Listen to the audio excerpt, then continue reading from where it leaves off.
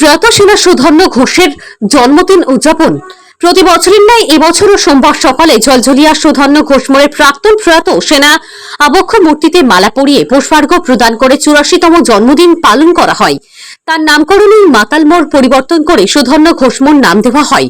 বিভিন্ন প্রান্তে দেশের হয়ে লড়াই করেছেন তিনি, পাশাপাশি সমাজসেবামূলক কাজেও নিযুক্ত ছিলেন। তাই তিনি এখনো মানুষের মধ্যে অমর হয়ে আছেন।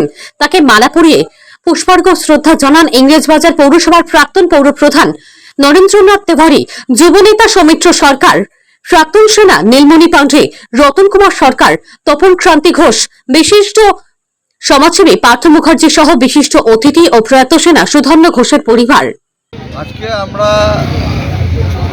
সুধন্য ঘোষের 84তম জন্মদিনকে কেন্দ্র করে আমরা এখানে একটা কর্মসূচি পালন করছি।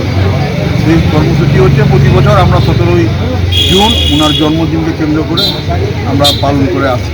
এবং পাশাপাশি এই জায়গাটার নামকরণটা আমাদের দীর্ঘদিন ধরে দাবি ছিল, দীর্ঘদিন ধরে হয়ে আছে। 2017 সালে আমরা এই জায়গার নামটা পরিবর্তন করেছিলাম সুধন্য ঘোষ মোড়। সেই হিসাবে আমরা প্রতি বছর আমরা এটাকে পালন করে আসি। এবারও আমাদের ব্যতিক্রম হয়নি। 2024 17ই জুন আমরা আমাদের অভিভাবক সুধন্য ঘোষের 84তম জন্মদিনকে পালন করি।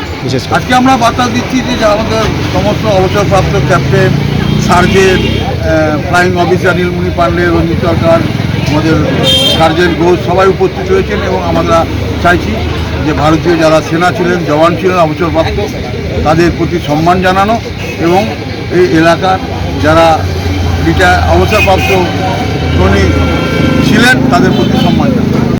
আজকে আমাদের আমন্ত্রণ করা হয়েছিল এখানে আমাদের স্বর্গীয় সুধন্য ঘোষ মহাশয় আজকে পুণ্যতিথি ছিল এবং আমরা মালদা আইসিএলের তরফ থেকে আমরা এসেছিলাম এবং এখানে এসে জানতে পারলাম আমাদের বন্ধুরা ওনার প্ল্যান করে এই জায়গাটার নামটাও পরিবর্তন করেছেন।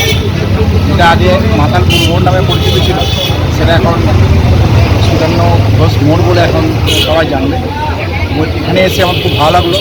আমরা পুরনো যত প্রাক্তন সৈনিক ছিলাম এরা এসেছিলাম এবং এনাদের আতিথ্য আমাদের খুব ভালো লাগলো। এবং এরপরে আমরা আশা করব প্রতিবারই আমরা যাতে আসতে পারি এবং আমরা যোগদান করতে। সমাজে ধরুন যে আমরা ডিফেন্সে থাকি এবং আমাদের ডিফেন্সের লোকেদের প্রতি যে আমরা যে সম্মানটুকু পাই এতে আমরা খুবই গর্বিত। কারণ আমরা যখন ডিফেন্সে থাকি তখন আমাদের লাইফ একটা অন্যরকম থাকে এবং সিভিলে এসে আমরা অনেক জায়গায় এই সম্মানটুকু পাই না এবং সেই সম্মানটুকু পেয়ে আমরা সত্যি খুব গর্বিত।